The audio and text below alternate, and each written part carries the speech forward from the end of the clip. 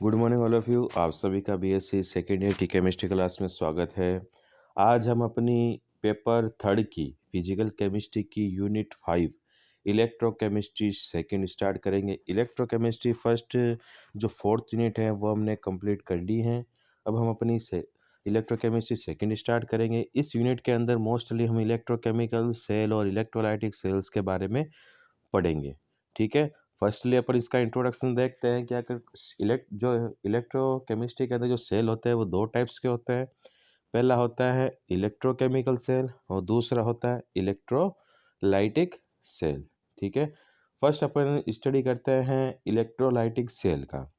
ठीक है, कि वह उपकरण या साधन जो विद्युत ऊर्जा को रासायनिक ऊर्जा में परिवर्तित कर देता है, उसको अपन क्या कहते हैं, विद्युत अपघट्य सेल कहते हैं। ठीक है, अगर अपन इलेक्ट्रोलाइटिक सेल की बात करें तो जो इलेक्ट्रोलाइटिक सेल होते हैं वो क्या करते हैं, जो विद्युत ऊर्जा है, ठीक है, उसको किस में कन्वर्ट कर देगा, रासायनिक ऊर्जा में। ठीक है, इसको अपन क्या कहते हैं, इलेक्ट्रोलाइटिक सेल। इससे एक पात्र में विद्युत अपघट्य का विलयन लेकर दो इलेक्ट्रोड डुबाकर बनाया जाता है। ठीक है, अब अगर इसकी फॉर्मेशन देख के अगर अपन इलेक्ट्रोलाइटिक सेल की, तो कुछ इस तरीके की होती है। इसमें दो इलेक्ट्रोड होते हैं। ठीक है, और ये दो इलेक्ट्रोड किस में डूबे रहते हैं, कोई भी वैद्युतीय अपघट्य के अंदर। ठीक है, अब इसमें एक एनोड होता है और दूसरा क्या होता है, कैथोड होता है।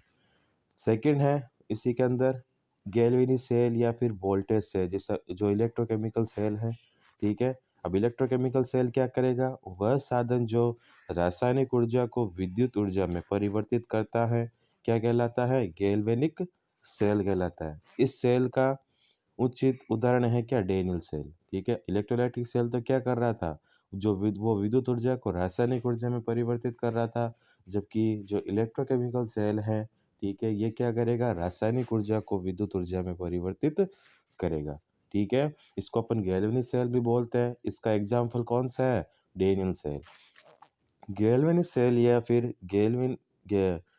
गैलीय सेल का आधुनिक रूप दो अर्ध सेलों से मिलकर बनता है। ठीक है, अगर अपन इलेक्ट्रोकेमिकल सेल्स की बात करें, ठीक है, तो उसका फॉर्मेशन देखें तो इसके अंदर दो अर्ध सेल होते हैं। ठीक है, दो हाफ सेल होंगे। वो दोनों हाफ सेल सेतु ब्रिज द्वारा जुड़कर एक कंप्लीट इलेक्ट्रोकेमिकल सेल का निर्माण करते हैं। अगर इसकी फॉर्मेशन देखें तो कुछ इस तरीके से होती है। एक जेड की रोड होती है जो ZnSO4 विद्युत अपघट्य में डूबी रहती है। ठीक है, जिसको अपन क्या कहते हैं, एनोड। और एनोड पर क्या होता है, ऑक्सीकरण होता है। ठीक है, ध्यान रखना। दूसरी क्या होती है, सीयू की रॉड जो CuSO4 के विलय में डूबी रहती है, जो क्या कार्य करती है, कैथोड। और कैथोड पे क्या होता है, अपचयन होता है। अब इसके बीच में एक साल्ट ब्रिज लगा होता है। ठीक है, जो KCl और जिसके अंदर KNO3 और KCl अगार अगार का सोल्यूशन भरा होता है, जिसे अपन लवण सेतु के नाम से भी जानते हैं। लवण सेतु क्या करता है, इसके जो चार्ज बैलेंस करने का कार्य करता है। ठीक है, और दोनों सॉल्यूशंस के अंदर चार्ज का जो आयन है उसको बनाए रखता है। एक अमीटर होता है जो विद्युत धारा प्रवाह हो रही है उसको मापन के लिए। ठीक है, और इलेक्ट्रॉन का प्रवाह कहाँ से होता है, एनोड से कैथोड की तरफ होता है।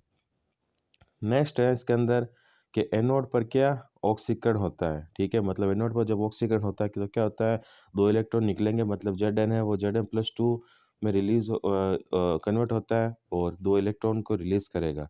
कैथोड पर क्या होगा, अपचयन अभिक्रिया होगी, मतलब कॉपर है जो दो इलेक्ट्रॉन रिलीज हुए हैं Zn से, वो दो इलेक्ट्रॉन को ये क्या करता है, एक्सेप्ट करता है। ठीक है, अब संपूर्ण सेल की अगर अपन अभिक्रिया देखते हैं, कंप्लीट रिएक्शन, तो Zn है वो Cu+2 के साथ में रिएक्शन करेगा। Zn से दो इलेक्ट्रॉन निकलेंगे, वो दो इलेक्ट्रॉन ये Cu एक्सेप्ट करता है, तो Zn+2 के अंदर परिवर्तित हो जाता है और Cu यहाँ पर आ जाता है। नेक्स्ट है लवण सेतु के प्रमुख उपयोग। ठीक है, साल्ट ब्रिज के क्या क्या कार्य हैं, कि लवण सेतु एक तो क्या करता है, विद्युत परिपथ को पूर्ण करता है। ठीक है, जो इलेक्ट्रिक सर्किट है साल सेल के अंदर उसको कंप्लीट करेगा। दूसरा है कि लवण सेतु प्रत्येक अर्ध सेल की विद्युत उदासीनता को बनाए रखता है। ठीक है, मतलब ZnSO4 और CuSO4 के सॉल्यूशन में Zn और Cu की रोड डूबी रहती है। अब इनके अंदर ये क्या करेगा, चार्ज बैलेंस करेगा। ठीक है, जितने Zn होंगे, मतलब Zn रिलीज करेगा उतने ही ये Cu को रिलीज करता है। ठीक है, ताकि दोनों के अंदर, दोनों ही विसरण के अंदर क्या, चार्ज बराबर रहे। नेक्स्ट है कि यह विद्युत धारा का प्रभाव Cu से Zn इलेक्ट्रोड की ओर होगा क्योंकि धारा का प्रवाह इलेक्ट्रॉन भेजने की क्या विपरीत दिशा में होता है। इंपॉर्टेंट है, ध्यान रखना। ठीक है, यहाँ विद्युत धारा का प्रवाह Cu से Zn इलेक्ट्रोड की ओर होगा क्योंकि जो धारा का प्रवाह होता है वो क्या होता है, इलेक्ट्रॉन भेजने की विपरीत दिशा में होता है। और अब पीछे अपन ने देखा था कि जो इलेक्ट्रॉन का प्रवाह होता है वो एनोड से कैथोड की तरफ होता है, तो विद्युत धारा कहाँ से बहेगी, कैथोड से एनोड की तरफ बहेगी। लवण सेतु में कैसिल विलयन को अगार अगार यौगिक के साथ में पेस्ट बनाकर डाला जाता है। ठीक है, ये अपने को पता है, छोटी क्लासों में अपने पढ़ रखा है। नेक्स्ट है गैल्वेनी सेल को प्रदर्शित करने का तरीका। कि अब जो गैल्वेनी सेल है उसको आप कैसे प्रदर्शित कर सकते हो रासायनिक भाषा के अंदर, कि सेल प्रदर्शित करते समय कैथोड को कहाँ लिखा जाता है, दाईं ओर, और एनोड को कहाँ लिखा जाता है, बाईं ओर। पहले ये चीज़ ध्यान रखनी है, जो कैथोड पर अभिक्रिया हो रही है उसको दाईं ओर लिखते हैं, और एनोड पर जो अभिक्रिया हो रही है उसको बाईं ओर लिखते हैं। एनोड को लिखते समय पहले धातु फिर धातु आयन को लिखते हैं। ठीक है, जब एनोड के लिखेंगे तो एनोड पे जो अभिक्रिया हो रही है सबसे पहले तो जो मूल धातु है उसको लिखते हैं, फिर जो धातु है जो धातु आयन में कन्वर्ट हो रही है उसको लिखते हैं। ठीक है, और इन्हें अर्ध ऊर्ध्वाधर रेखा द्वारा प्रदर्शित करते हैं ऐसे। ठीक है, कैसे, जैसे Zn है। ठीक है, ये ऐसे करके फिर ये Zn+2 में कन्वर्ट हो रही है, तो इन्हें इस दो ऊर्ध्वाधर रेखा द्वारा प्रदर्शित करते हैं। और सबसे पहले धातु आती है और फिर क्या आती है, धातु आयन। नेक्स्ट है कि कैथोड के लिए पहले धातु आयन फिर धातु को लिखा जाता है। ठीक है, अब कैथोड पे जो रिएक्शन होती है उसके अंदर उल्टा है। इसके अंदर पहले क्या लिखते हैं अपन, Cu+2 फिर Cu। ये कैथोड पे इस तरीके से लिखा जाता है। ठीक है, कैथोड के लिए पहले धातु आयन फिर धातु को लिखा जाता है। नेक्स्ट है कि विद्युत अपघट्य विलयन की सांद्रता को आयन के साथ लिखा जाता है। कैथोड व एनोड के भाग को ऊर्ध्वाधर रेखाओं द्वारा पृथक दिखाया जाता है। ठीक है, जैसे कि लिखा है कि सबसे पहले लेफ्ट साइड के अंदर एनोड आएगा, तो राइट साइड के अंदर क्या आएगा, कैथोड का आएगा। तो एनोड है सबसे पहले धातु फिर धातु आयन। ठीक है, अब दो ऊर्ध्वाधर रेखा द्वारा हमने प्रदर्शित कर दिया इसको, अर्ध सेलों को दोनों को। अब फिर राइट साइड के अंदर कैथोड पे क्या आता है, पहले धातु आयन आता है Cu+2 और देन क्या आता है, Cu। ठीक है, तो यहाँ पर C1 क्या है, Zn की सांद्रता, और ZnSO4 की सांद्रता, और C2 यहाँ पर क्या है, CuSO4 की सांद्रता है। ये था सेलों को प्रदर्शित करने का तरीका। नेक्स्ट अपना है उत्क्रमणीय तथा अनुत्क्रमणीय सेल। ठीक है, रिवर्सिबल और इरिवर्सिबल सेल क्या होते हैं देखते हैं। कि उत्क्रमण सेल पहला देखते हैं, वह सेल जिसके विद्युत वाहक बल की तुलना में बाह्य स्रोत से विपरीत दिशा में सूक्ष्म मात्रा में विद्युत वाहक बल लगाया जाए। ठीक है, तो सेल की क्रिया क्या हो जाती है, विपरीत दिशा में होगी, अतः विद्युत धारा का प्रवाह भी विपरीत दिशा में होता है। इंपॉर्टेंट है, ध्यान रखना, मत समझने की कोशिश कीजिए कि वह सेल जिसका, अब सेल का क्या होता है, खुद का एक विद्युत वाहक बल होता है। ठीक है, जिसकी वजह से वह गति मतलब उसके अंदर विद्युत धारा का प्रवाह उत्पन्न होता है। ठीक है, अब इस सेल के अंदर अगर मैं बाह्य स्रोत से विपरीत दिशा के अंदर मतलब जिस डायरेक्शन से विद्युत भाग बल लग रहा है सेल का, उसके विपरीत डायरेक्शंस के अंदर बाहर से कोई फोर्स प्रोवाइड करें जिसका मान इस मान से ज़्यादा है। ठीक है, तो ये क्या करेगा, विद्युत भाग बल के कारण तो ये क्या नाम है, विद्युत धारा इस डायरेक्शन में प्रवाहित हो रही थी। लेकिन जैसे अपन एक्सटर्नल क्या नाम है कि फोर्स लगाया, ठीक है, बाहर से, तो धारा का प्रवाह क्या हो गया, उल्टा हो गया। ठीक है, पहले से। ठीक है, तो इस तरीके के जो सेल होते हैं वो क्या कहलाते हैं, उत्क्रमणीय सेल। ठीक है, डैनियल सेल एक उत्क्रमणीय सेल है। इसका विद्युत वाहक बल का मान कितना होता है, 1.10 वोल्ट होता है।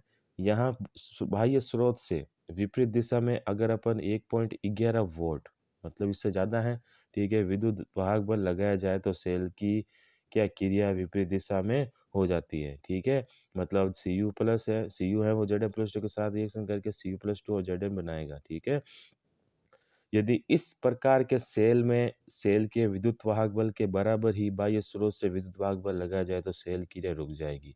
ठीक है, तीसरी कंडीशन है, पहले में तो ज़्यादा विद्युत वाहक बल लगाया बाहर बाह्य क्षेत्र से। तीसरी कंडीशन ये है कि अगर अपन जितना विद्युत वाहक बल सेल का है मतलब 1.10 वोल्ट, ठीक है, अगर 1.10 वोल्ट ही बाहर से प्रोवाइड करवाएं, ठीक है, तो सेल क्रिया क्या होगी, रुक जाएगी। ठीक है, न्यूट्रलाइज हो जाएगी। सेकेंड अपनी है अनुत्क्रमणीय सेल। कि अनुत्क्रमण सेल उपरोक्त गुणों को नहीं दर्शाती।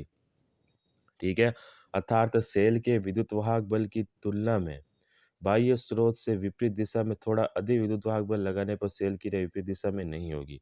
अनुत्क्रमणीय सेल क्या है? अगर अपन विपरीत दिशा के अंदर कोई विद्युत वाहक बल लगा भी दे, ठीक है, तो क्या होगा, उसकी जो सेल की क्रिया विपरीत दिशा में नहीं होती है। ठीक है, एग्जाम्पल क्या है इसके?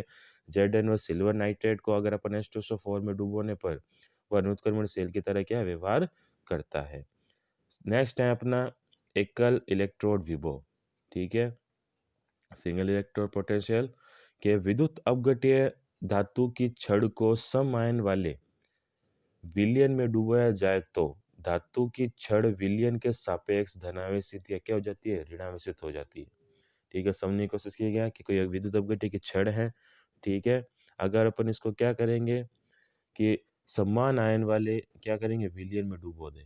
ठीक है, जिसके अंदर क्या है? धनायन भी बराबर है और ऋणायन भी बराबर है।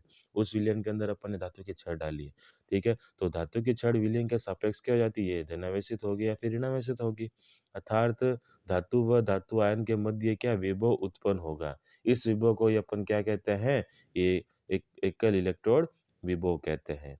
यह विभव एक अर्ध शेल का होता है, इसलिए इसे एकल शब्द में उपयोग में लाते हैं। ठीक है, नेक्स्ट है कि इलेक्ट्रोड विभव को दो भागों के अंदर बांटा गया है।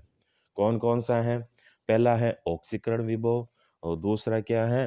अपचयन विभव। ठीक है, फर्स्टली अपन देखते हैं ऑक्सीकरण विभव कि ऑक्सीडेशन पोटेंशियल क्या होता है एकल सेल का, कि यदि धातु को विलयन के विलयन में डुबोने पर ऑक्सीकरण हो रहा है, ठीक है, मतलब धातु की रोड को अगर अपन ने विलयन में डाला और उसका क्या हो रहा है? ऑक्सीडेशन हो रहा है, अर्थात धातु क्या हो जाती है? धनावेशित हो रही है। ठीक है, तो उसको अपन क्या कहते हैं? ऑक्सीकरण विभव कहलाता है। ठीक है, और नेक्स्ट इसके अंदर आता है मानक अपचयन विभव। ठीक है, स्टैंडर्ड मानक अपचयन विभव के अंदर देखिए कि मानक परिस्थितियों अर्थात तापक्रम कितना हो? 25 डिग्री सेंटीग्रेड हो, दाब कितना हो? 1 वायुमंडल हो, तथा मोलर सांद्रता क्या हो? इकाई हो। ठीक है, मतलब मानक परिस्थितियों के अंदर अगर अपचयन विभव है तो उसे अपन मानक अपचयन विभव कहते हैं। ठीक है, जिसके अंदर क्या तापक्रम 25 डिग्री, दाब 1 एटीएम, ठीक है, तथा मोलर सांद्रता कितनी है? उसकी विलयन की इकाई हो, तो उसको क्या कहते हैं? मानक विभव कहलाता है। और IUPAC में मानक अपचयन विभव को ही मानक विभव के रूप में माना है। इससे आगे का जो टॉपिक है हम अपने अगले लेक्चर्स के अंदर कंटिन्यू करते हैं। Thank you so much.